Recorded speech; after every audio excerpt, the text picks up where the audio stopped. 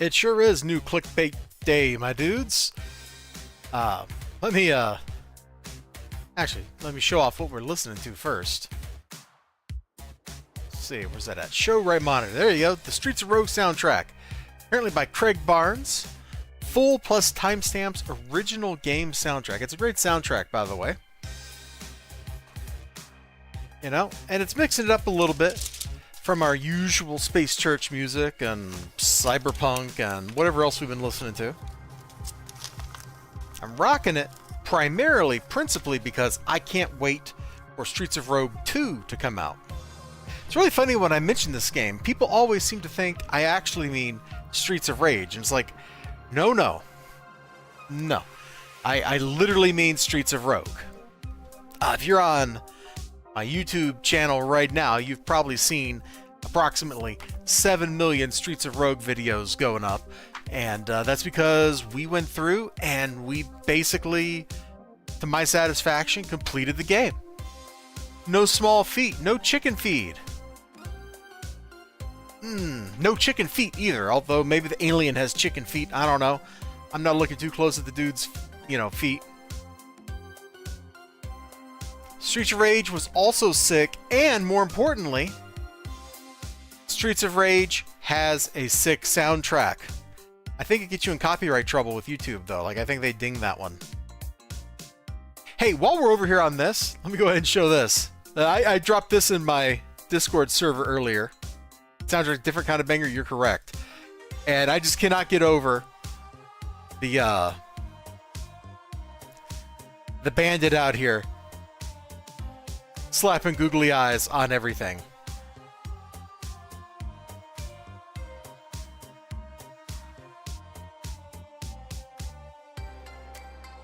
What a guy. I think the best, though, is the sphere with the googly eyes. I think that's just funny.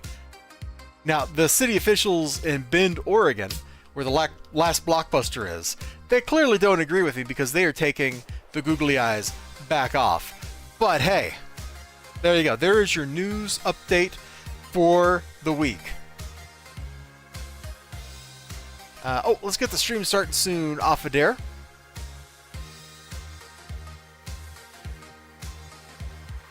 Oh, a little hiccup.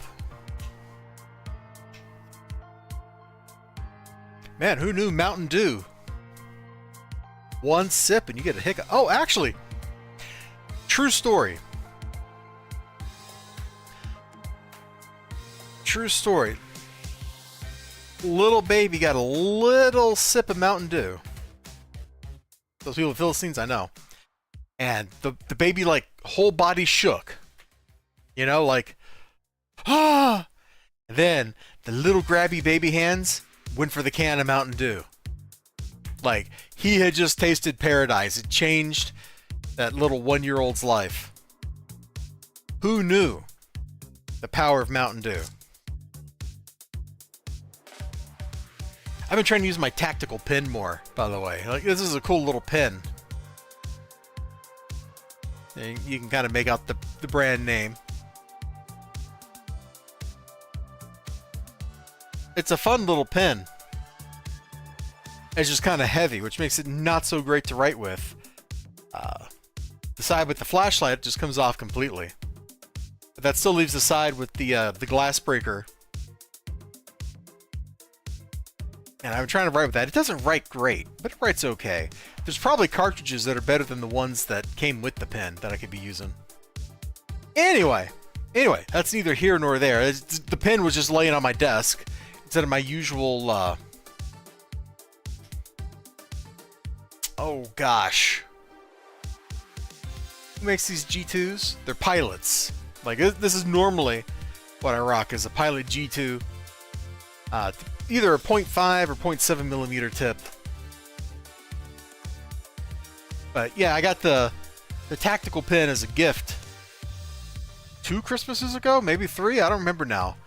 And I've been trying to actually use the dang thing because it's fun. You know, plus, if I ever get into, like, you know, ninjas drop out of my ceiling or something, I'm ready to go, man. Just bonk. Anyway, you can see it's not complete clickbait On the stream title today, Dunecember question mark? Well, here's Dune. Guess what we are not looking at right now? Here's the clickbait. Dune! Because I get my comics at Graham Cracker Comics on Wednesdays, which is New Comic Book Day. This is New Comic Book Day, my dudes. And on New Comic Book Day, on Wednesday, when you go to Graham Cracker Comics, you get not one, not two, but 3 books for free out of the dollar bin, which used to be the 75-cent bin, which used to be the 50-cent bin. Inflation is killing us all. And I am really, really happy with the pickups I got today. Number 1, an Impact book that has the Black Hood in it. I think I have all the actual Black Hood titles. But out of the Archie heroes, which is Impact is DC doing Archie comics, out of the Archie heroes, the Black Hood is my favorite. And so getting this comic book with the Black Hood, that's right. Big thumbs up. I was super stoked when I saw this. This was the 3rd book I picked out, the first one I'm showing you. Now, if I remember right, Erie, Indiana. Man, I have not thought of that show in a long, long time. I never watched Erie, Indiana.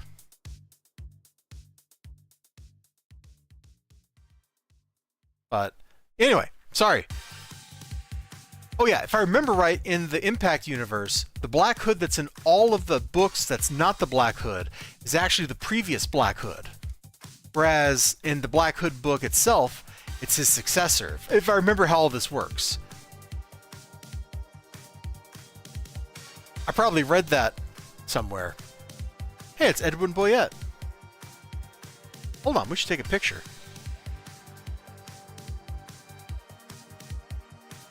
See. Oh, hey, sorry.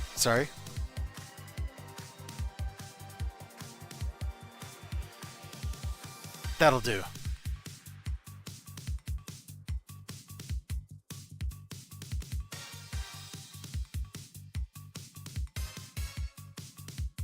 Oh, this guy, this Black Hood is not having a good day. Think fast, we got Sonic leading the 16-bit revolution.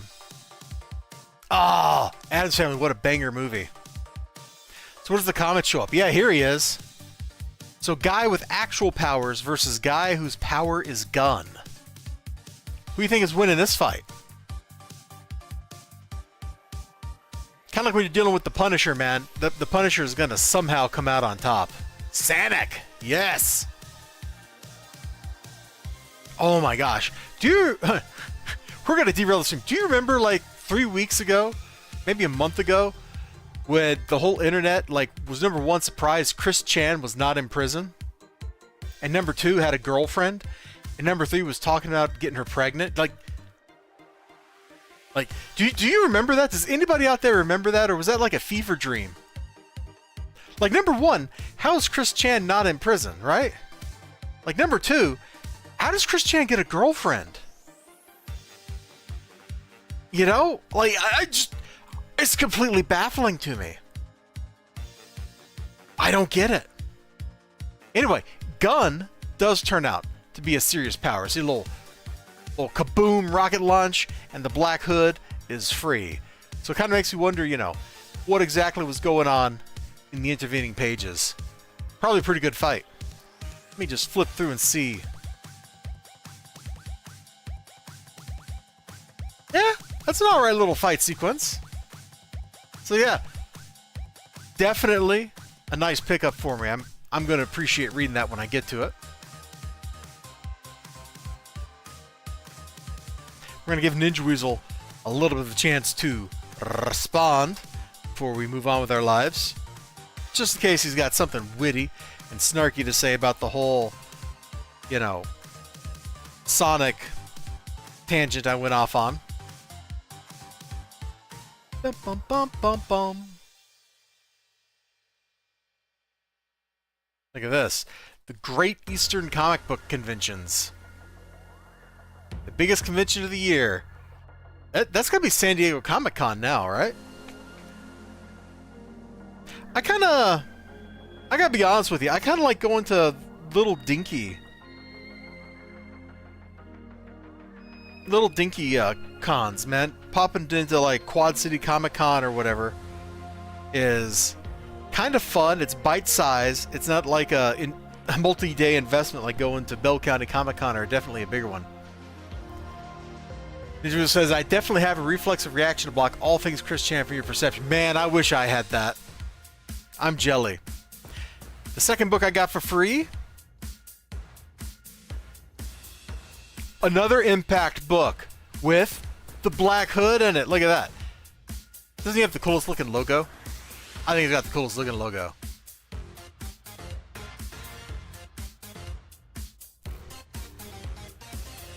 These guys in the back are the Web. They're like a team in Power Armor. You know, working for the feds or whatever. You can never trust heroes that work for the feds, man. So I flipped this open, and there was like some lasering somewhere. Now I can't find it. Oh, here we go. Yeah, these dudes are definitely in the middle of fighting like some kind of evil army or something. Like, it's not exactly clear what's going on. One of the things I always liked in the Black Hood comic was the mask was emotive. Kind of like how they emote with Spider-Man's eye sockets. The Black Hood's mask does something similar. Like, it... Little me was very into this, okay?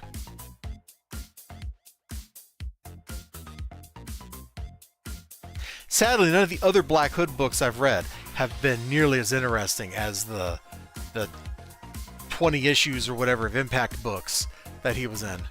Trust anybody that works for the government is advice. Yep. Will rarely steer you wrong. Dude, that's kind of cool.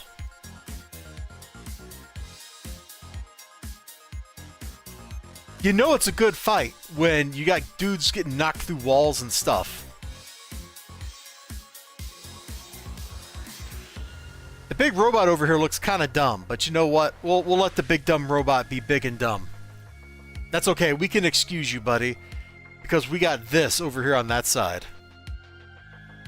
Which shield is that? Because there's like 3 of them. Maybe 4. So I have no idea which one this is. Well, it's the one that's not a girl. Oh, here you go. On sale. Crusaders #1. Next month. Oh boy. Oh boy. Somebody at the house layout got that wrong. What do we got on the back? The official trading card is Super Bowl 26. Do they even teach people how to read Roman numerals anymore? Like, I remember in elementary school, I had to learn how to read Roman numerals. I never learned how to do math the Roman way. But I did learn how to read them. Because, you know, to do math with Roman numerals, you just convert them into Arabic ciphers. And then do the math and then convert them back. You know, like if I'm like, oh man, I want to do, like, I don't know, 5 plus 1, what does that equal? Well, I gotta be like, okay, well that's a 5, this is a 1, that's a 6, and that means that's a VI. Like, I don't know how to actually do the math the Roman way. I'm sure I could look that up. On the other hand, when am I ever gonna need to do that? Who uses Roman numerals outside of, like, the Super Bowl or the dates on movies? Nobody. Nobody uses Roman numerals. Which is maybe a shame. Oh, in case you're... Sorry, I should have... So, these kind of numbers are called Arabic ciphers because the Italians, I think it was the Italians, imported them from, like, North African mathematicians. So...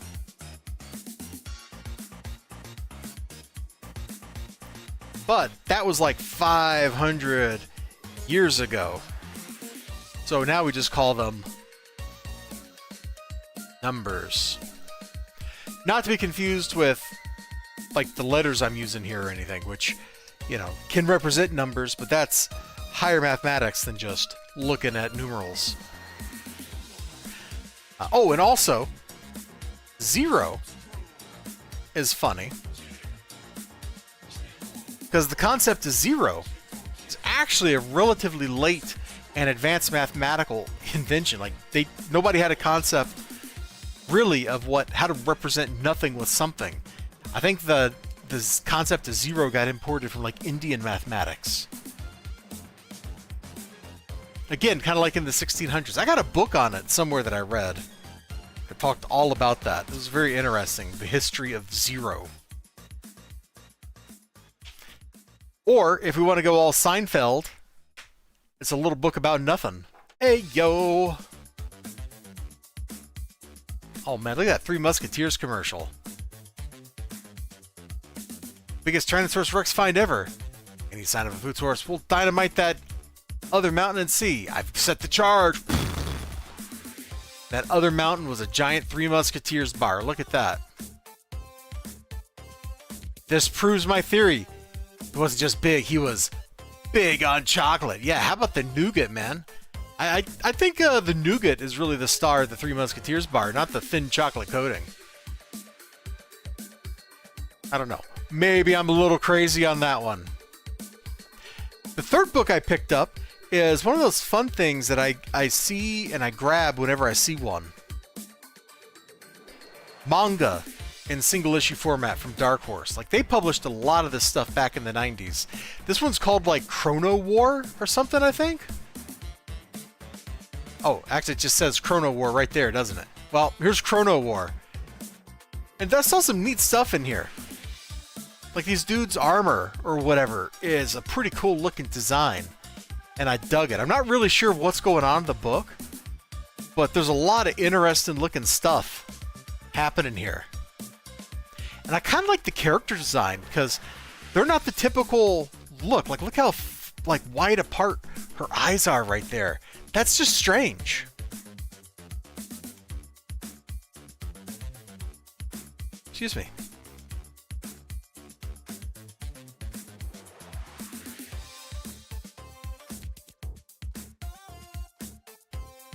Oh, Lord. Did he just explode? Because that kind of looks like he just exploded. Like, he just went full Akira. Oh, what's coming out in October? Hold on. On sale October 2. Barry Windsor Smith, Storyteller #1. I think I've seen that in the dollar bin. Grifter and the Mask. I've never seen that before. That's got to be a miniseries. Nope, nope. The Real Adventures of Johnny Quest. Oh, baby. I like that cartoon. Shadows of the Empire. I got some of those Star Wars books that Dark Horse put out in the 90s. They're pretty dope. Gamera #3. There we go. Now we're talking. Predator Dark River. Oh, Gunsmith Cats. Now, that's one series I should pick up the rest of the volumes of, is Gunsmith Cats, and sit down and read all that. Anyway, I thought this book looked kind of neat. Like, that was why I ended up with it. Because I flipped through it, I'm like, I can't make heads or tails of what's going on, but it looks cool. And you know what? When you're in a visual medium, looking cool gets you a long way. It's just like the googly eyes. You know what I'm saying? The googly eyes get you a long way. Like this. In fact, I think I saw this sphere when I was in Bend. It's kind of crazy.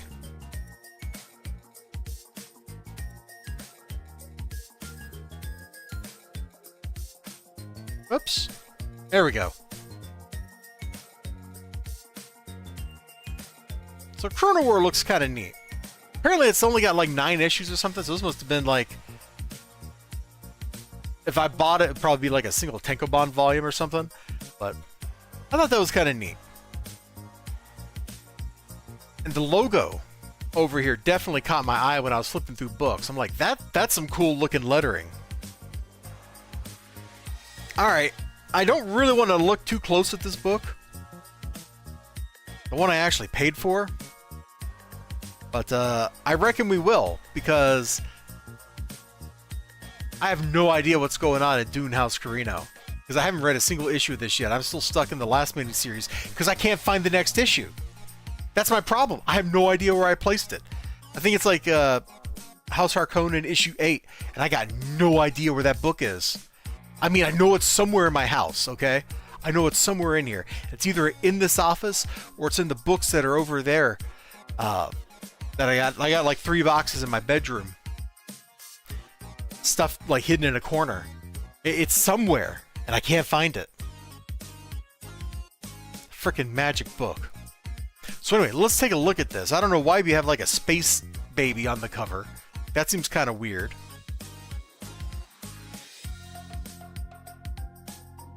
Because I don't think at this point in the story any of the major characters should be having babies. Unless that's like Paul Atreides or something getting born. This is kind of a cool cover. It feels as if the Imperium holds its breath. These people tremble and await my justice, but they can serve another purpose. The crimes of Vladimir Harkonnen will be exposed. The guild has already made up their mind about the Baron's spice practices. He'll be my pawn and my scapegoat. Was this the story of how the Baron ends up in charge of Dune? Surely this is a mistake. My Mentat Pector de Vries is gone. Raban is gone. Perhaps I should consult with baby Fade Ralph. Oh! Yeah, okay. So yeah, I really have no idea who's betraying who here. That's kind of cool looking. I have no idea who that is, but it's kind of cool looking. Oh wait, is that the deposed Duke's brother? Because like the Duke of Ix, like he got deposed in like the first miniseries, and his son escaped, and his other son was like in the guild. Is that what's going on here?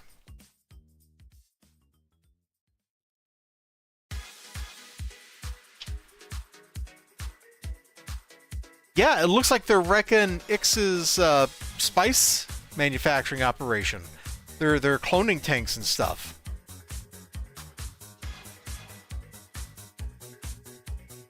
Mini machines on Ix. Uh-huh.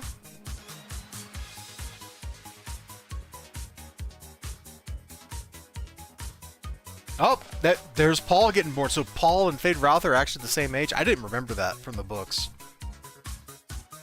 I think I always assumed Fade Ralph was a little bit older because Sting was older than Kyle MacLachlan, or at least looked older. Dude, that's a cool laying in state thing right there.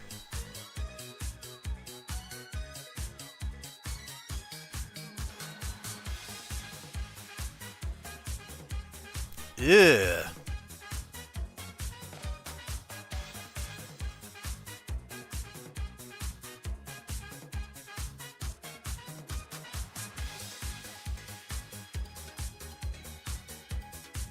Ah! Here we go. Finally something worth leaving the book on. Uh-huh. The worms, boss, the worms!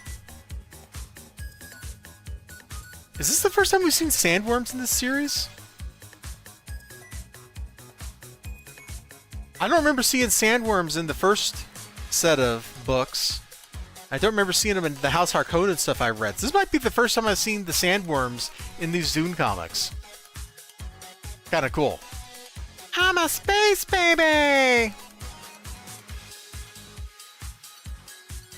And the only thing I got to drop is I picked the Star Wars book back up and started reading about a third of the way through now. And it was kind of a chore for some of the early material because there's just a whole lot of like planning and stuff and discussion and not a whole lot of doing. And then we started doing. Because they actually go to let me see if I can find the right chapter here. Let's see. Oh, there's the bad guys talking about their evil bioweapon they've made.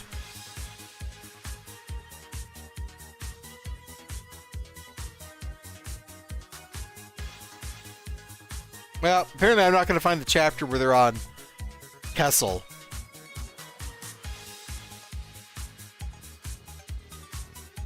But they go to Kessel and they get a bunch of like political prisoners and hardened criminals off the planet. The hardened criminals are from the Black Sun Cartel, which if you've ever read Shadows of the Empire, is Prince Zizor's evil concern. And they're kind of broken, and a bunch of them went to prison, and so they're like breaking them out so that they can go get revenge on the Empire for imprisoning them and also taking out Zizor. Which is fun. I liked Shadows of the Empire. It was a good book. If George Lucas had had any moxie, man, he would have made a Star Wars movie like every year through the 90s. There was so much source material already by like the late 90s. Like, where's the Hand of Thrawn movies? Why did Shadows of the Empire become a book, multiple video games that are all different from each other, and a soundtrack, but not a movie? How do you make a soundtrack without a movie? No one knows but George Lucas. Instead, we got the prequel trilogy, which... Boy, I don't like Clone Wars. Clone Wars bores me to tears. Every time. Every howdy hoo-ha time. Anyway, guys, I know I haven't done a comic book review in a while. I think last week I promised I'd do some that weekend. Didn't happen. But we are on the other side of all the Streets of Rogue goodness. And I think I'm in a better place, you know, in terms of where I want to spend my time. So I think maybe next week we'll finally get back on the comic book review grind. And also start talking about this book, too. So you all, Ninja Weasel, thank you so much for hanging out with me, as always. Appreciate it. You lurkers, like I'm sure XLG is lurking in the chat over there. Thank you for hanging out with me. And if you're watching this later on YouTube, thank you for that too. You all take care of yourselves. You have a great one. I sure hope to see you again next time. And till then, you know, bye-bye. I'm going to do that thing now where I mute my microphone. I've dropped the thumbs up. And we... Oh, hold on. Hold on. Clone Wars was pretty bad. Third one was pretty bad, but very memeable. But Phantom Menace was sick. I kind of liked Phantom Menace. It was slow. Yeah, we're backing off on leaving. Phantom Menace was slow. That was its great sin. And I enjoy Revenge of the Sith. I don't know. Revenge of the Sith is not a good movie. But I kind of enjoy it. But good lord. Clone Wars just kills me, man. I just go... And I just start, like, just staring blankly at the screen for the 16 hours or whatever that it lasts. Do you want to buy some death sticks? That was in Clone Wars, right? Yeah, because that's part of the investigation that Obi-Wan Kenobi's doing, right? Like, the first place he goes to, like, gather intel. You want some death... Or you want to buy some death sticks? You don't want to sell me death sticks. You want to go home and rethink your life. Dude just casually mind controls somebody. That's unethical. Like, that is super unethical. No wonder the Empire overthrew the Jedi. There's actually a part in this where they take a trip to, like, an Imperial museum. And it's got, like, the history of the Jedi Order and how they fell from grace and became, like, mind-controlling tyrants. It's right there in the Empire. Anyway, I'm going to shut up now. You're getting the thumbs up. Boom. You all take care of yourselves.